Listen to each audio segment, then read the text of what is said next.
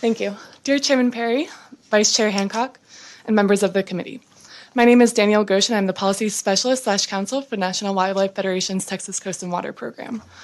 I will be testifying on the committee substitute for Senate Bill 28. While there are many positive aspects of Senate Bill 28, we are concerned with funding produced water projects outside of the oil and gas fields under the new Water Supply for Texas Fund.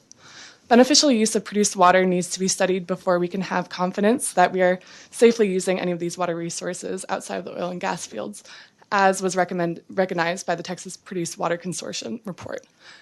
Chairman Perry, I heard you say that those pilot projects should be completed first, so I really hope that that's the case, and I thank you for stating that, but it's just not in the bill. So moving on to the Texas Water Fund, we really applaud you, Chairman Perry, for your attention to funding water loss mitigation projects in Section 2 and providing technical assistance for utilities to mitigate water loss under Section 4 of the bill. To address low-hanging fruit, we believe that Section 15.504C can be improved by including water conservation projects not limited to strategies for new residential construction. Further potential improvements to subsection L under Section 4 include report on the total volume and gallons per connection per day of water loss incurred by water loss utilities, direct the Texas Water Development Board to report on dollars spent in estimated volumes of water saved via water loss mitigation projects funded by the board so that we know how it's being improved, and then clarify Section 4L3 to apply to all financial assistance provided by the board to mitigate water loss. So we applaud you guys for focusing on shoring up water in Texas and backing that up with significant investments. This is very necessary, and we thank you for your work on this. Thank you. Next. Ready? Okay. Good morning, everyone. My name is Alex Ortiz. I'm the Water Resources Specialist for the Lone Star chapter of the Sierra Club. I'm here testifying today on SB28. We really appreciate your leadership, Chairman Perry and Catherine, for being so open to a lot of this stakeholder engagement. We know it's been a huge lift. We also recognize the huge task ahead of us in repairing Texas's crumbling water infrastructure and securing new water supply for Texas.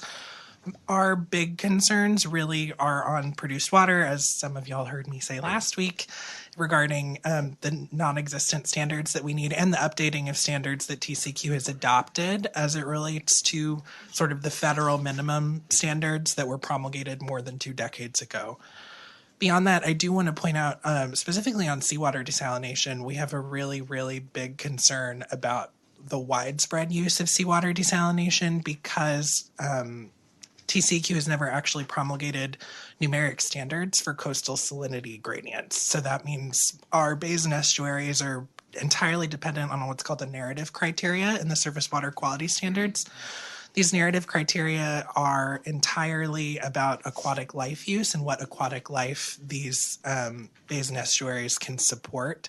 And when they're entirely narrative and have no numeric inclusion or no numeric baseline for adding to those criteria, we really sort of can see this shifting baseline over the period of 25 years. That's a huge concern because we've already seen changes in coastal wildlife over the preceding 25 years. And so just making sure that there's regulatory frameworks at our state agencies, specifically TCEQ, as it relates to salinity and produced water. And I know that the pilot project is going to come before any of produced water thing is actually permitted. I guess I'm done. Thank you. Thank you, Alex.